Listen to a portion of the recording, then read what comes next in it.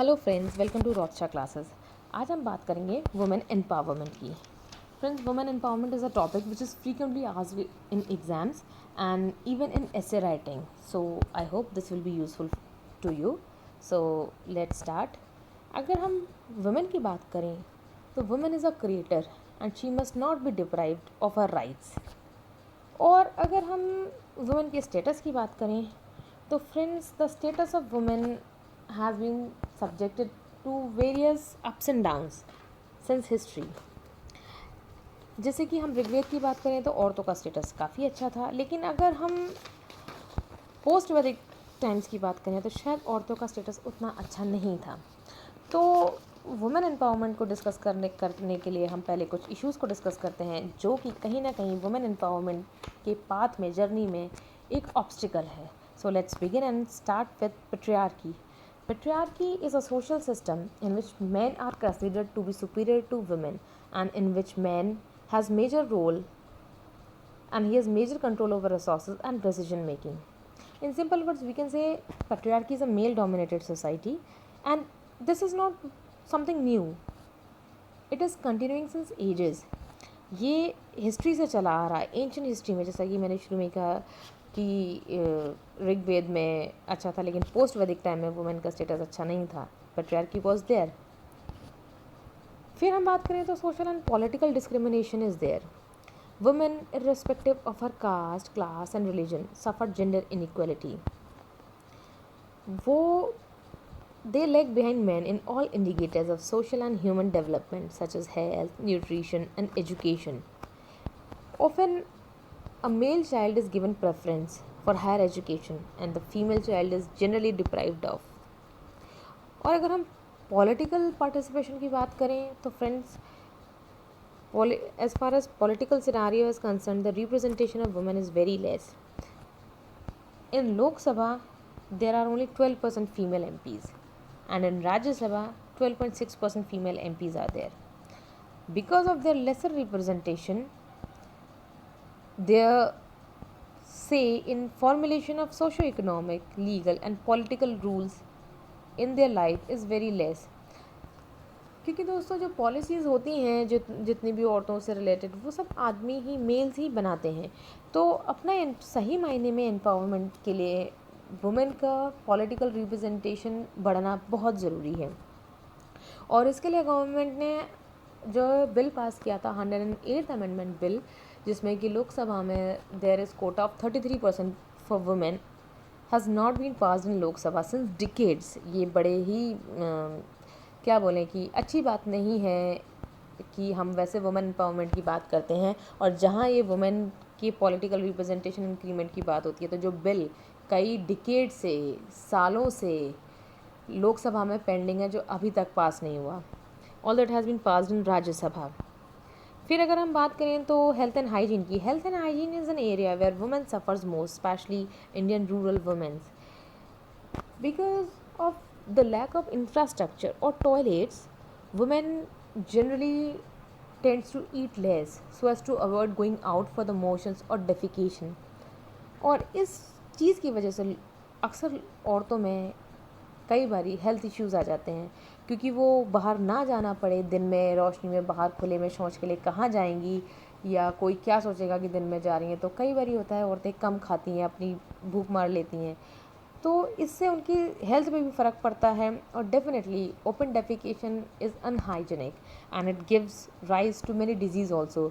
But इसमें हम बोलेंगे कि जो स्वच्छ भारत मिशन है गवर्नमेंट का, which has been launch in 2014, has contributed positively.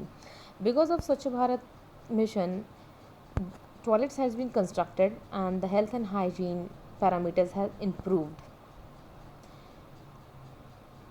इसके अलावा दोस्तों, सोशल स्टिग्मा की अगर हम बात करें तो social stigma is attach to the single womanhood, whether they are widows, divorcees और unmarried. Women always used to face exploitation many a times. Single women are made fun of. कई बार ये देखने के लिए मिलता है कि लड़कियां हैं जो कि 30 साल तक हो जाता है, या कई बार 30+, 31, 32 भी हो जाती हैं पढ़ाई करते हुए, अपने करियर को सेटल करते हुए, तो कई बार उन पे सवाल उठते हैं कि इनकी अब तक शादी क्यों नहीं की, या इनकी शादी क्यों नहीं हुई, क्या इश्यूज़ हैं। तो ये सारे इश्यूज़ हैं जो कहीं ना कहीं वुमेन एम्पावरमेंट में एक ऑब्स्टिकल बनते हैं, और इन इश्यूज़ को हटना चाहिए। और सबसे बड़ी जो दुविधा है कि ये जो सिंगल वुमेनहुड का इशू है वो गांव में भी है, शहरों में भी है। लेकिन क्योंकि शहरों में सिंगल वुमेनहुड का रेट ज़्यादा है, तो ये सोशल ईवल अर्बन सोसाइटीज़ में ज़्यादा है। तो एक तरह से यही कहेंगे कि even after getting education, many a times people are not developed, they are not able to apply their education to their real life.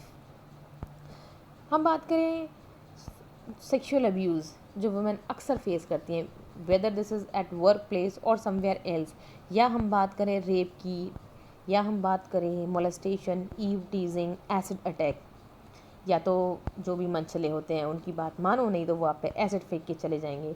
The life of girl has become so cheap, so cheap and so easy to exploit. और इन सब चीज़ों में हम कहेंगे कि example अगर हम देखें एग्जाम्पल के तौर पे, तो निर्भया गैंग रेप जिसने सारे देश को हिला दिया, और उसके बाद कमेटी भी इस्टेब्लिश हुई, जस्टिस वर्मा कमेटी इस्टेब्लिश हुई, और उसने कुछ अपने रिकमेंडेशंस भी दिए, और उसके रिकमेंडेशंस के बाद भी रेप केसेस में कोई खास अंतर नहीं आया। और फिर वापस झकझोर देने वाला एक केस सामने आया, प्रियंका रेड्डी हैदराबाद गैंग रेप। क्योंकि दोस्तों the implementation part is not that effective, so implementation is important. These are the factors which affect the women. इनके बाद अगर हम बात करें तो ये जर्नी यहीं ख़त्म नहीं होती है, अभी तो औरत को और सहना है। शादी है, शादी के बाद domestic violence, physical and mental torture, dowry demands, and at times extreme तो तब होता है जब डाउरी के लिए औरत जिंदा जला दी जाती है। So for all such things societal change and mindset change is required. ऐसा नहीं है कि डाउरी के लिए एक्ट नहीं है, सबके लिए है। क्योंकि वुमेन एम्पावरमेंट एक ऐसा इशू है कि खाली गवर्नमेंट कुछ नहीं कर सकती, even the equal partnership of society is important. फिर हम बात करें तो फीमेल इन्फेंटिसाइड, फीमेल फोर्टिसाइड, जो सेलेक्टिव सेक्स अबॉर्शन होते हैं। गवर्नमेंट के पॉलिसीज़ और रेगुलेशंस की वजह से selective sex abortions registered institutions में नहीं होते, जिसकी वजह से फीमेल फोर्टिसाइड बहुत हद तक ऑलमोस्ट ख़त्म हो चुका है। लेकिन अगर हम फीमेल इन्फेंटिसाइड की बात करें तो आज भी हमें कहीं ना कहीं देखने को मिल जाता है कि किसी साल भर की बच्ची, 6 महीने की बच्ची को, या किसी महीने भर की बच्ची को, कहीं साल भर तो ज़्यादा हो जाएगा दोस्तों, 1 महीने की बच्ची को, 2 महीने की बच्ची को ज़मीन कहीं फेंक दिया, टेरेस से फेंक दिया, या 15 दिन की बच्ची को नदी में बहा के आ गए। तो for all such things change of society, change of mindset is required and gender equality is required. अब हम बात करें दोस्तों तो कि औरत इज़ अ क्रिएटर, तो समाज में उसके साथ ये अत्याचार कहीं ना कहीं हमारे कॉन्स्टिट्यूशन मेकर्स ने भी रियलाइज़ किया कि ये गलत है, और औरत इज़ एन इक्वल पार्टनर। तो उन्होंने कुछ कॉन्स्टिट्यूशनल और लीगल प्रोविजंस बनाए, जिसमें हम बोलेंगे आर्टिकल 14 है, आर्टिकल 15(1) है, आर्टिकल 15(3) जो कि कहता है, अलाउ करता है स्टेट को to make special provision in favour of women and children. Article 16 कह सकते हैं, या certain sections of IPC like section 376 for rape, या section 304 B of IPC for homicide, for dowry deaths or their attempts, even sexual harassment, section 509 of IPC। कई सारे legal provisions बनाए सरकार ने एम्पावरमेंट के लिए, और काफ़ी हद तक ये कारागार भी साबित हुए, लेकिन फिर भी अभी बहुत हद तक आगे जाना बाकी है। इंडिपेंडेंस के बाद से ही दोस्तों गवर्नमेंट ने वुमेन एम्पावरमेंट में ध्यान देना शुरू किया, और उन्होंने बहुत सारे प्रोविजंस किए। लाइक इंस्टीट्यूशन के बाद घर में प्रसव होता था, और कई बारी औरतों की इसमें जान भी चली जाया करती थी। लेकिन after independence government has started focusing on institutional deliveries, और गांव में, कस्बों में आशा वर्कर्स उन्होंने अपॉइंट की और मिलती हैं, जो कि हर प्रेग्नेंट लेडी को या उनके फैमिली को मोटिवेट करते हैं गवर्नमेंट हॉस्पिटल ले जाने में, और पूरी हेल्प करती हैं, और इवन मिडवाइफ्स आर देयर। तो जिससे कि मैटरनल मॉर्टेलिटी रेट कम हो। और इसमें इंडिपेंडेंस के बाद और आज में बहुत फ़र्क आया है। Maternal mortality rate has decline to a great extent due to these efforts of government. यही नहीं दोस्तों, if we talk about recent, तो पीएम मुद्रा योजना है, हम स्टैंड अप इंडिया की बात कर सकते हैं, we can talk about Jan Dhan योजना, सुकन्या समृद्धि योजना। ऑल दीज योजनाज are for economic empowerment of women. हम बेटी बचाओ बेटी पढ़ाओ की बात कर सकते हैं, जिसमें वुमेन को पढ़ाने की बात कही है, एजुकेशन। या अभी हम बात करें तो as far as triple talaq is concern, the abolishment of this practice of triple talaq और talaq biddat is a positive step toward the empowerment of women. Women empowerment की अगर हम बात करें तो दोस्तों, आज वुमेन, पहले होता था कि समाज के प्रेशर में या कई सारे इश्यूज़ होते थे जिनकी वजह से उसके साथ जो भी टॉर्चर होता था, उसके साथ जो भी ईवल होता था, वो कई बारी नहीं रिपोर्ट करती थी। But now because of the efforts of government, more crimes are reported, and these can be attributed to the women helpline numbers, online complaint numbers. These efforts of government has given positive results. Even the 73rd and 74th Constitutional Amendment Act, which has given 33% reservation to women in panchayat, is a positive event.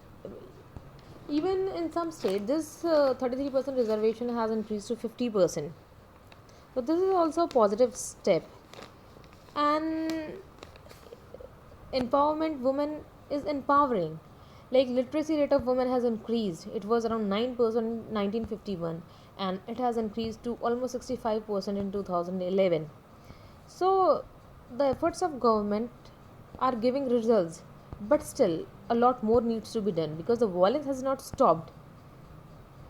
And as far as these evils are concerned, these are not the this issue is not related to Indian context only, it is a global issue. So even UN has declared International Women's Day, and on every year in March, this on the Women's Day issue, women are made aware of their rights, even public awareness is there, and issues are raised so that women is given equality.